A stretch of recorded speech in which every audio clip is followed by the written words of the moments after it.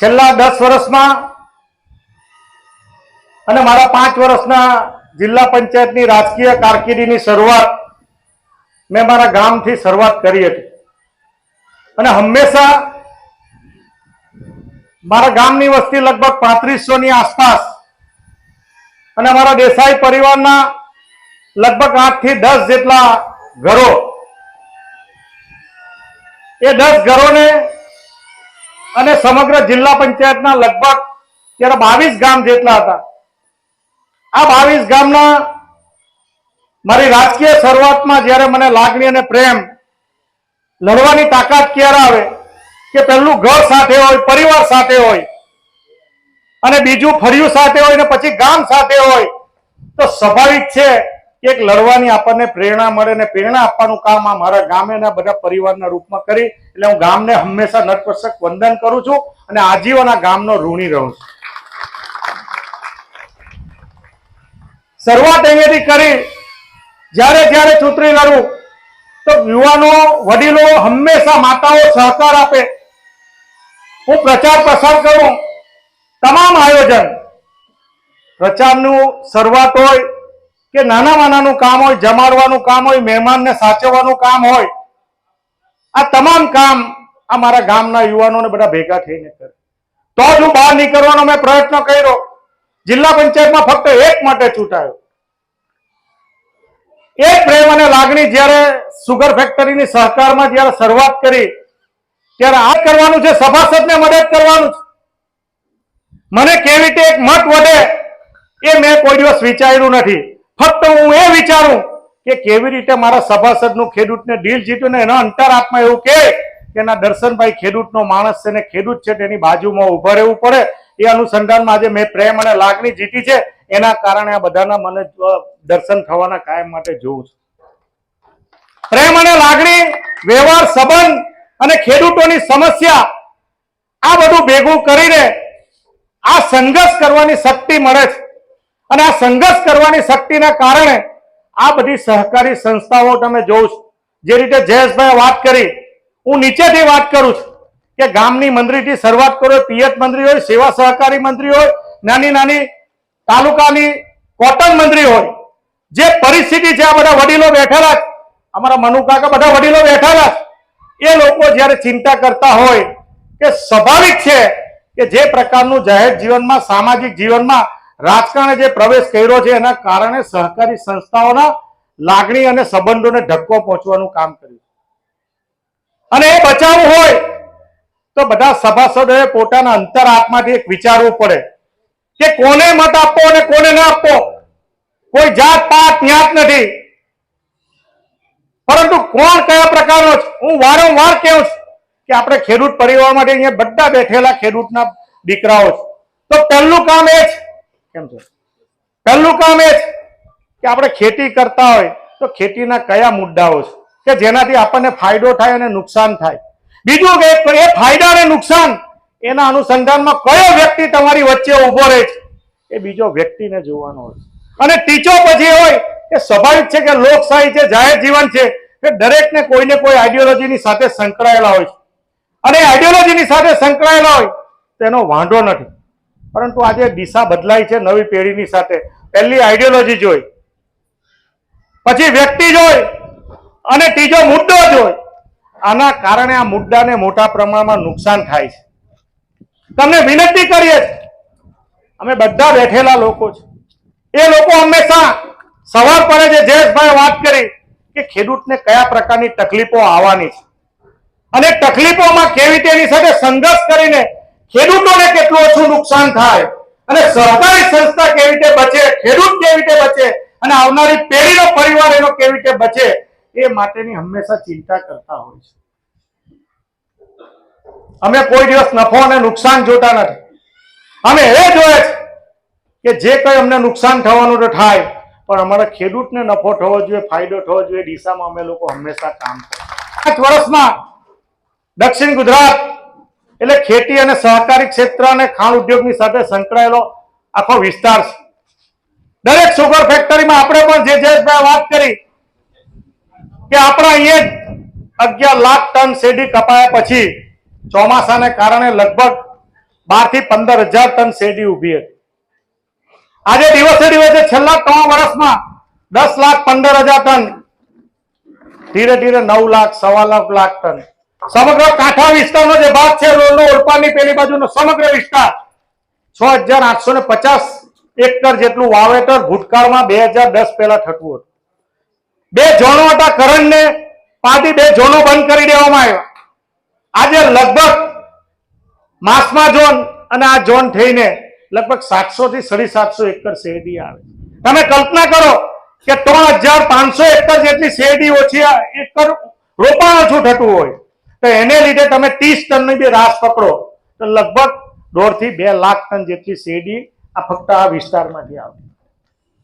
આ વર્ષે 1.25 લાખ ટન જેટલી શેરડી પર ડેની આપણે 700-800 બંનેનું બેલેન્સિંગ રાખવું પડે કે આપણી ક્રશિંગ કેપેસિટી 6,000 ની આસપાસ છે. આપણે 6200-6300 જેની પ્રમાણે કારખાનું ચલાવીએ.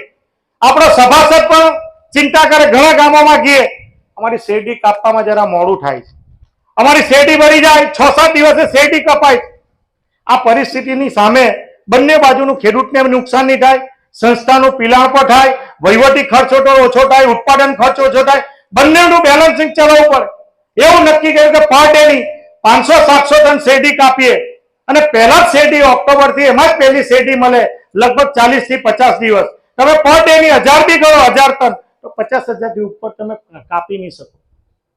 આ પરિસ્થિતિનો પડકાર, એ પડકારમાં કેવી રીતે એક બોર સારી હોય સભાસદમાં જે તમે ચૂંટીને મોકલો, કોઈ રાજકીય રીતે નહીં, કોઈ રાગ દ્વેષ વિનાની, પરંતુ સંસ્થાન અને ખેડૂતની વિચાર કરે એવા લોકોને મોકલશો તો આવનારા દિવસોમાં સંસ્થા બચાવવી બહુ જરૂરી છે. 5 માણસ ભેગા થઈ જાય જેને શેરડી હાથે કઈ લાગતું નહીં હોય, ફક્ત ને ફક્ત રાજકીય વિચારધારા ધરાવીને જે પ્રકારની પરિસ્થિતિ આખા વિસ્તારમાં નિર્માણ થાય. હજુ વડીલો બેઠેલા એ લોકો જાગૃત છે અને જાગૃત થઈને નવી પેઢીને દિશા આપે છે કે આમાં સહકાર આપવો પડે, જે કંઈ સહન કરવું પડે.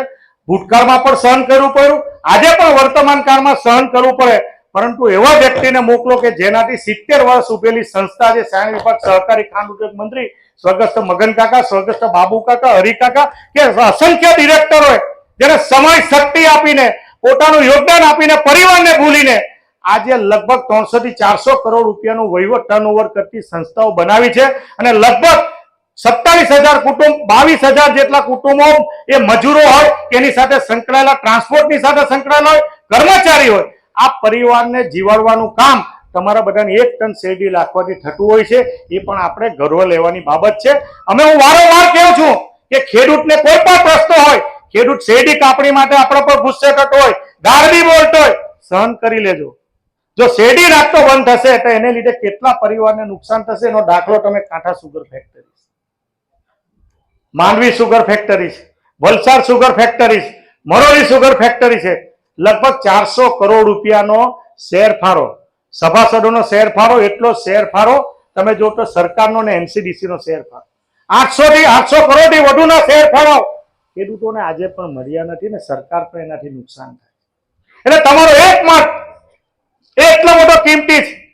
અને મારા જેવો વ્યક્તિ બોર્ડમાં બેઠેલો હોય ને તો પેલા 10 વખત વિચાર કરે કે ભાઈ અહીંયા ખોટું નહીં થવા દેશે, ખેડૂતોનું ભલું થશે. આ 10 વર્ષમાં તમે ચેરમેનો બધા જ બેઠેલા છે, માજી ચેરમેન લગભગ અરાળમાંથી બધા જ લોકો ભારતીય જનતા પાર્ટીની વિચારધારા સંકળાયેલા છે.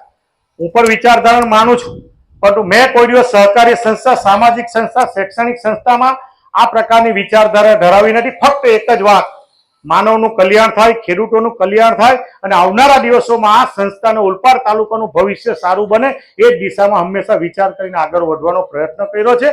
મારે જે સંઘર્ષ કરવો પડે, મારે જે કંઈ સહન કરવું પડે, જે શક્તિ મારે બગાડવી પડે, પરંતુ હંમેશા પોઝિટિવ રહીને આ દિશામાં આગળ વધારવાનો પ્રયત્ન કર્યો છે.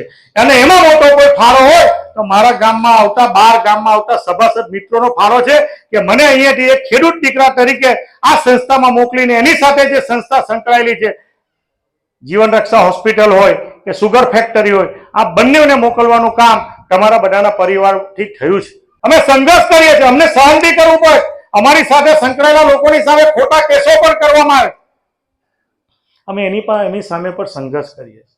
અમે ડરવા વાળા નથી, પરંતુ અમારી શક્તિ તમે બધા છો. એટલે તમને વિનંતી કરીએ કે સુગર ફેક્ટરીનું હિતની સાથે સાથે ખેડૂત હિતનું પણ તમારે કલ્પના કરવી જોઈએ.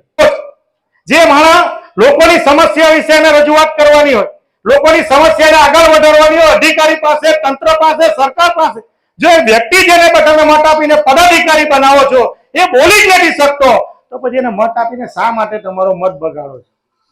તમે એવા લોકોને મત આપો કે જેનાથી તમારી સમસ્યા હોય, તમારી વાત હોય, તો બે ધડક કોઈ વિચારધારાને માનતો હોય તંત્રની આપે, સરકારની આપે, રજૂઆત કરવા માટે તમને લોકોએ પ્રતિનિધિ તરીકે મોકલા, તો તમારી બધાની જવાબદારી છે કે તમારે લોકો માટે રજૂઆત કરવી જોઈએ. આજે કોઈને બોલવાની તાકાત નથી. આ પરિસ્થિતિ ઊભી થઈ છે અને એ પરિસ્થિતિમાં અમારા જેવા કેટલા લોકો કે જે સંઘર્ષ કરીને બોલવાની તાકાત ધરાવે છે, અને એના માટે હું આભારી છું તમારા બધાનો કે 10 વર્ષથી પ્રેમ આટલો બધો આપ્યો છે. 25 વર્ષથી જાહેર જીવનમાં છે, સત્તાની બહાર છીએ, સામાજિક રીતે સંકળાયેલા છે, હંમેશા એક જ ધ્યેય રાખ્યો છે કે કોઈનું ભલું કરવાનું કામ કરવું, કોઈની લાગણીમાં ઉભા રહેવું, કોઈના દુઃખમાં ઉભા રહેવું, કોઈના પ્રશ્નમાં ઉભા રહેવું. એ જાહેર જીવનનો મોટો આપણો સંકલ્પ છે અને આવનારા દિવસોમાં છેલ્લા શ્વાસ સુધી આ સંકલ્પને જાળવી રાખીને લોકોનું ભલું થાય એ દિશામાં કામ કરવું, એ માટેના મારા પ્રયત્નો રહેશે. કોઈ ગામ, કોઈ સોસાયટીનું કોઈ એક મતદારને મળવાનું બાકી નથી રહ્યું. એની આંખમાં આંખ મળાવીને એક વાત નક્કી કરીને જોઈએ એટલે કહે કે 100% મત આપવાના છે. આ મારા ગામમાં આજે જે આવકાર મળ્યો બધા ભેગા થઈને, હું વિશ્વાસ સાથે કહું છું કે તમે કલ્પના નહીં કરી શકો એટલા મત મળવાના છે. ગયા વર્ષે બી વિરલ હાથે હતો, બધા અમે ભેગા જ હતા. એક લાગણીથી બધાએ ભેગા થઈને પોઝિટિવ મત માગેલા, કોઈ નેગેટિવિટી મત માગતા નથી. આજે મારી સાથે છે, ગામના તમામ સમાજના લોકો મારી સાથે છે. 495નું મતદાન છે મારા ગામનું, 495. હું નથી માનતો કે 25 નો 26 થાય. ચંદુભાઈ, ખોટી વાત છે? એક મત ઓછો થયો ખરો? હાંડેર ગામ વાળા બોલો બોલો બોલો, બરાબર? વિરલ કઈ થાય તારા ફળિયામાં થાય?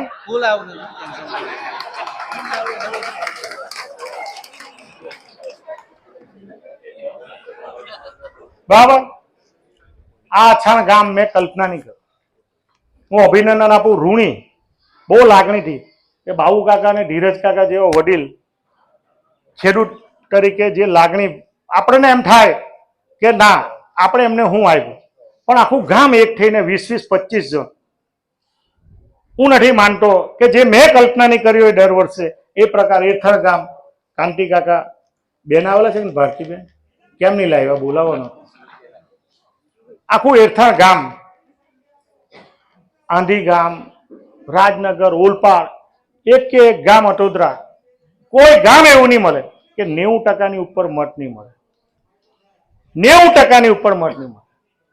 કેમ કે મારો પહેલે દિવસથી વિશ્વાસ હતો. મેં પહેલે દિવસે કીધું કે 1000 માટે હું જીતવાનો છું, જીતવાનો છું ને જીતવાનો. એ વિશ્વાસ કોનો છે? મારો કોઈ અભિમાન નથી, પરંતુ મારે ખેડૂતની આંખમાં આંખ મળે ને, અને જે પ્રેમ અને લાગણી છેલ્લા 10 વર્ષમાં મારા કામ અને એને લીધે મેં જે મેળવેલી છે ને, અને તમારી જે કામ કરવાની ઢગસ છે ને, જયેશભાઈ 300 જેટલા સભાસદો, રાકેશભાઈ હવાના મને ઉઠાડે, પેલો શાંતિલાલભાઈને કહું 2 વાગે છૂટા પડે, હવાના 6 વાગે ફોન કરી દે. એટલે મેં કહું હું તો હજુ ઉઠેલો, હમણાં ઉઠો 2:30 વાગે ઉઠેલો, અને પાછા સવારે રેડી, સુરતમાં રેડી. આ પ્રકારના લાગણી ધરાવતા ખેડૂતોને સભાસદ હોય તો કોઈ જીતમાં કોઈ ઘોડાને રોકી નહીં શકે. એ દોડવાનો ને પહાડને બધું તોડીને બધું કૂદીને ચડી જાય, એમાં કઈ આવે.